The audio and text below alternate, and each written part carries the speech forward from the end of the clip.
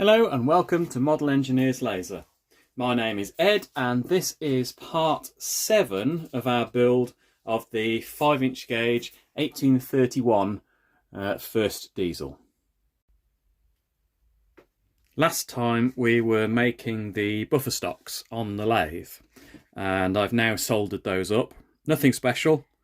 I've put them together with the EasyFlow 2 equivalent flux, which if memory serves me is 455. And it's mix the flux up to a paste, liberally coat the two pieces and solder away, as I think I've seen you do before. I haven't done any cleaning up. I've literally soldered them, dumped them in the brick acid for about half an hour or something. Gave them a good scrub in hot soapy water. There's a little bit of filing going to be needed just to get that face flat.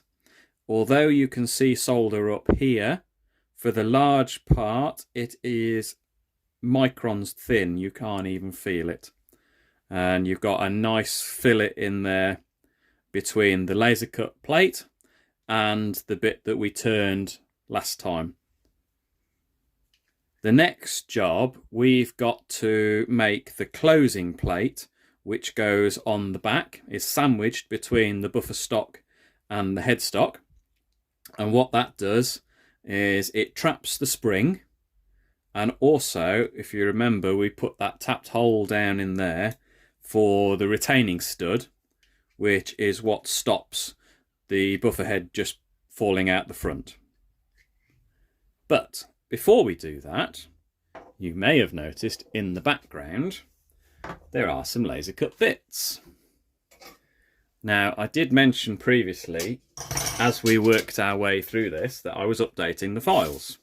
And another builder has started to build 1831, and they have ordered their frames and some body bits and various other things. So it gives me an opportunity to show you the updated parts from when I made the first frame, this one. So I have added all the bolt holes to the horn openings now. So when you make up your horn sets, the bolt holes in these will now line up and you can bolt them straight on, and it will save all the drilling that I had to do on these. There's probably still a little bit of fettling going to be needed, because obviously when these get soldered you get a little bit of a fillet of solder between the back plate and the side plate. So there's still going to be that little bit of fettling to do. We're never going to get away from that. That's just what it is. But you'll be able, once you've done all that, you'll be able to bolt these straight on now. They all line up with those. The horns have got, if you look, 1, 2, 3, 4, 5, 6, 7 gussets now, where there was 6 previously. That was the update that Hull suggested, because for the cost of adding the extra bit on to give you a spare one, remembering of course that I lost one while I was making out, we've done that. And also the reduced metal for the bottom plate, which I haven't cut out on these yet. I still haven't got around to that, but I will do that probably before, either before or after it goes for shot blasting, not sure which. So that's that. And also I said I would upgrade the buffer beams, and here they are. This is the inner plate, which goes against the frames, and this is the outer plate, which gives you that stepped buffer beam headstock that the prototype had. And the bolt holes will line up with, I don't know as I can show this on camera, but the bolt holes will line up with our laser cut plates. Can you see that? Probably see it better if I move them in and out of alignment. There you go. So there we go. So yeah, there's some new bits there. I can't remember if I tweaked the coupling hook hole. I don't think I did. I think that was as it was. So that's that. They're all ready to go off to the customer. We'll get those packed up and on their way very, very soon. Right, so the next job, yes, we've got to go and make these plates. Now again, we've got some laser cut plates. So what we have to do is go and turn a little boss, which we're going to solder in the plate once again. It's going to locate in here. It's going to have a hole in the middle of it for the retaining bolt, and then a little locating spigot on the front of it, which the buffer spring itself sits on. So we will go down to the workshop and start having a look at that. All right, we're in the workshop now. These are the bits. These are the plates that we're going to be working with. They go on the back. And we're going to make the boss that solders into those. I'm going to make it from some 9/16 bar, and that's basically what it looks like. That's what we've got to make. It's got a counter bore inside it here.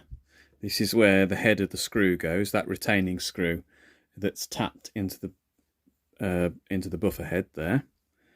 And then there's a little radius on the front there, and that's the bit where the spring would sit.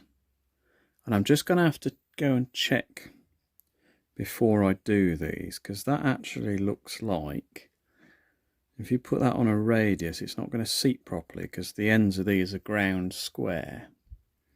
So I need to check that before we start. We may actually end up making that just as a square shoulder. I'll check that just before we start. Maybe modify that. We're going to start with some 9/16 bar, put it in the lathe, and get on with some turning. Change of plan already. That didn't take long, did it? Right, okay. Can't find the 9/16 bar that I got and put aside for doing this. So we're using 15mm bar, which means we've just got to top the diameter first. And that is now to fit inside there. Like that. Okay, and what that's going to do is it's going to locate the back plate centrally to the buffer stock when we get that far. Because this little boss that we're making, that gets soldered into that plate. That'll be in there, and then that locates in the back of there. That's what we're working for. I've just done a quick little turn as well, and yes, we do need a square shoulder for the spring to sit against. So I have been and altered the drawing now. 6.88 random size. That 10.29 diameter also seems to be a random size. It's because it's designed in imperial, and that's actually 1332. I'm going to carry on turning that 10.29 diameter. I'm having to use a Chauvelin today because the Boxford is set up on another job. But the downside of that is it's a 3-phase machine, so I have a rotary converter running in the background, which may make this too noisy. So I will try it for this first bit, and if it doesn't work, then we'll just skip through the machining.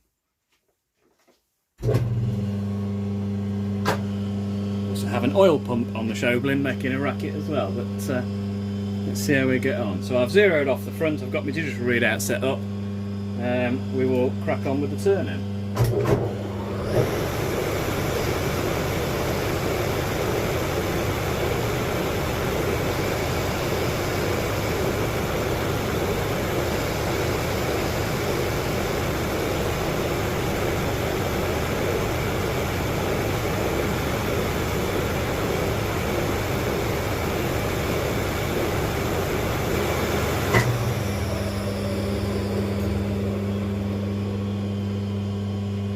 This diameter has to fit in the back of the buffer stock that we put a 7/16 hole in, and really its main purpose is to put the spring in the right place, so that at rest the buffer head sits in the right place.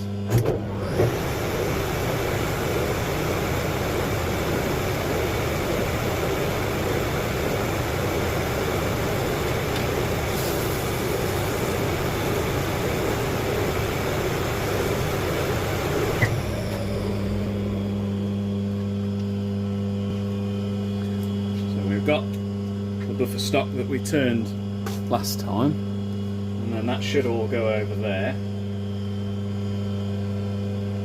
But it does not. Why does it not? Hang on a minute.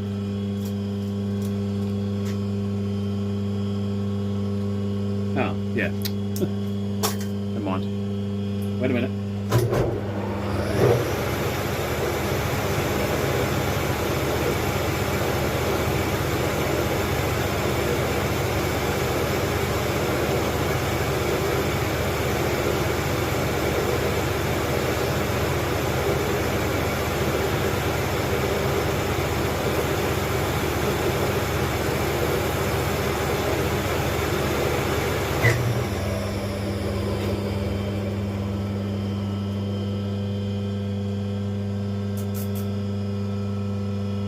That's better.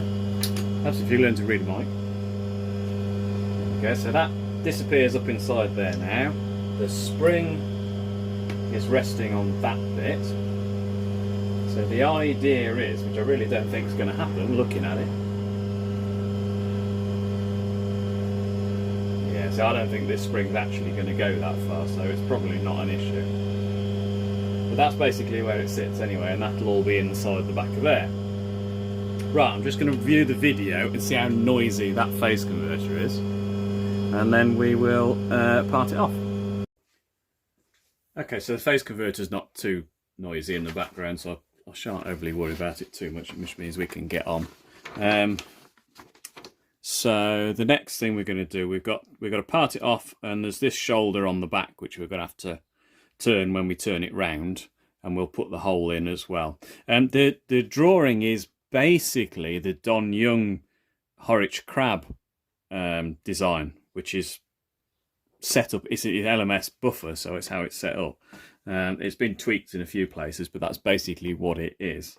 And I'm wondering whether the spring that I've chosen, which is the old Entex spring that Doug Hewson used to recommend for all the buffer springs, I wonder if that's slightly different to Don's spring, but I haven't got the crab drawings out to have a look, so I'll pick that back up later. But anyway, next job, part it off, and we can then look at turning it around. But I think what I'm going to do is, rather than turn all four, I think I'm just going to turn this one, not worry about the hole for the minute, and put the buffer together and see what it looks like. So we've got to part it off. What are we? If I touch on there, we've got 3, and then that's a 1/4 inch, so 9.35.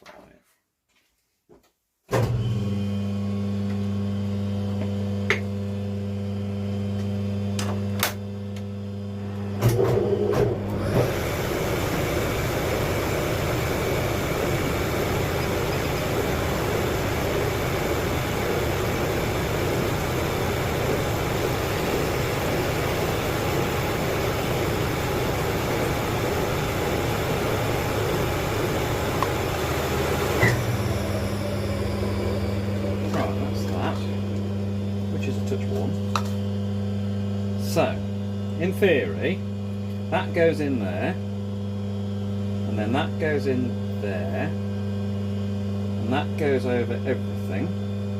No, that way around. And what we should have, we just turn the face cover off.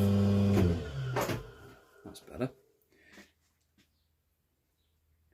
So when that is 3mm inside, that was probably 1/8 of an inch originally.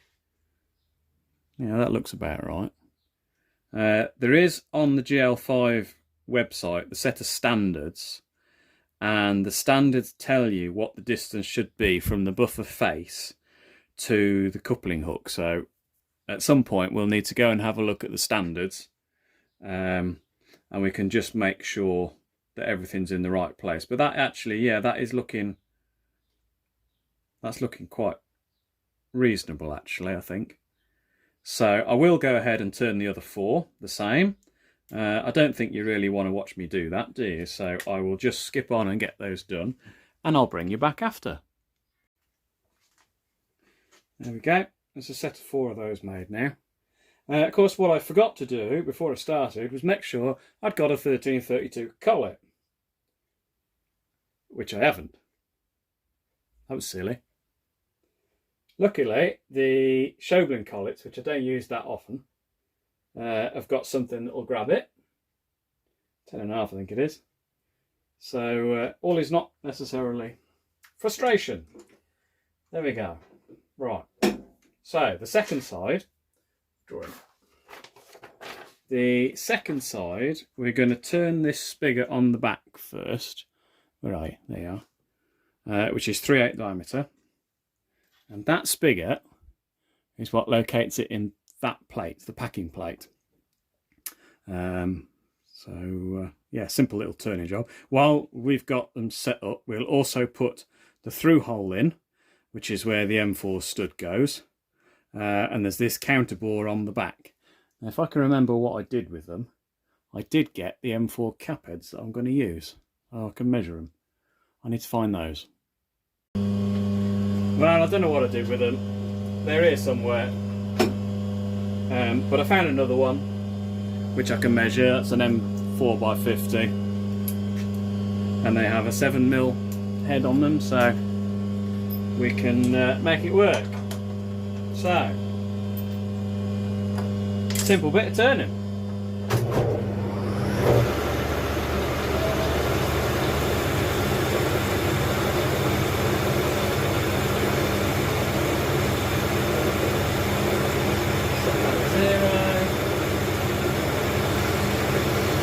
We're not holding on a lot, so don't push it too hard.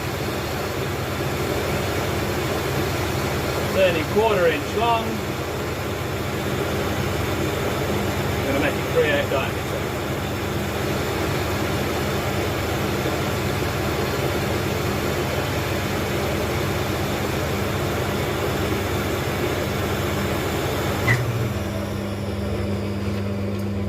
It's not hugely critical, this diameter, as long as it fits in the plate, because we're going to silver solder it.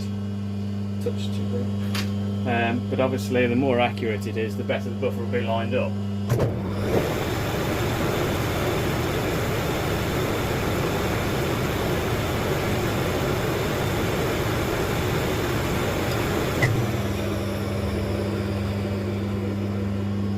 You do need to make sure as well, put a little chamfer on there, because the turning tool is going to leave a little corner radius in between the diameters, and that will hold that off and leave a gap between it when we come to solder it if you don't.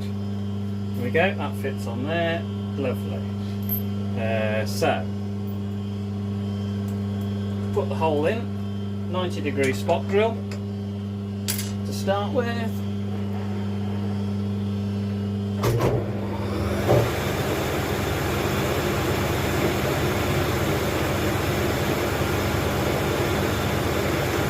It's an M4 screw that we want a clearance hole for, so we're going to go with a 4.2mm drill, straight through.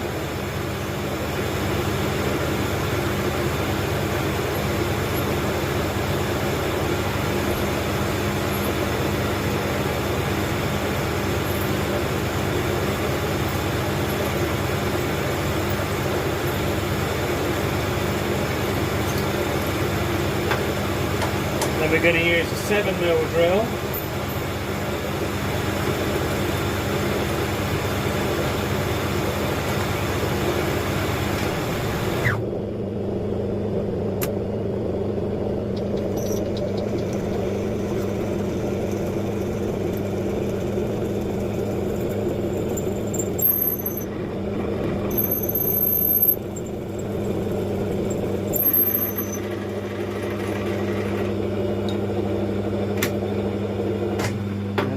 Because we need a flat bottom for the head of the cap head, we're going to use a 7mm 2-flute slot drill. Now we can use 6-inch rule. I've got a scale on my tailstock. Now I know the rule is 1/2 mm thick, so I set that to 0. We're going 1/2 inch deep, plus 1/2 mm for the rule, so 13.2mm deep.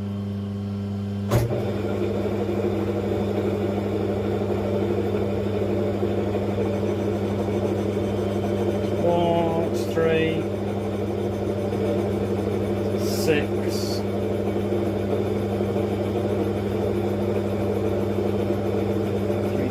That's 9, 10, 11, 12, 13.2. There we go. Just goes far enough. And little chamfer tool. Be easier if you take the slot drill out, so you've got a bit more room to work.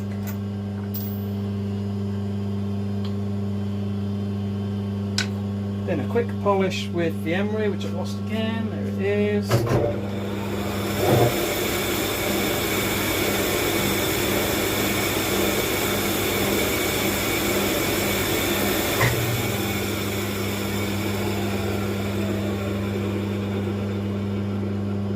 Downside of being on a phase converter, the spindle brake doesn't work. And there we go. Little bit of a burr there we just take off. And that is the little locator spring seat. Come on, focus. We're over here, we're not down there. There we go. No, we're not. Ta-da! No, you're more interested in the tailstock. There you go, that's it. So that fits in the plate. Get it the right way around, that bit goes in there. And then there's the M4 bolt, that will go up the middle. And then it can't pull out, the head can't pull out the stock because the head of the bolt is sitting on that counterbore in there, so that can't come out. So that's like that. If I put my finger over there, right, so that's like that. And then the spring is sitting there, like that. And then that's on the floor. Spring goes up in there like that.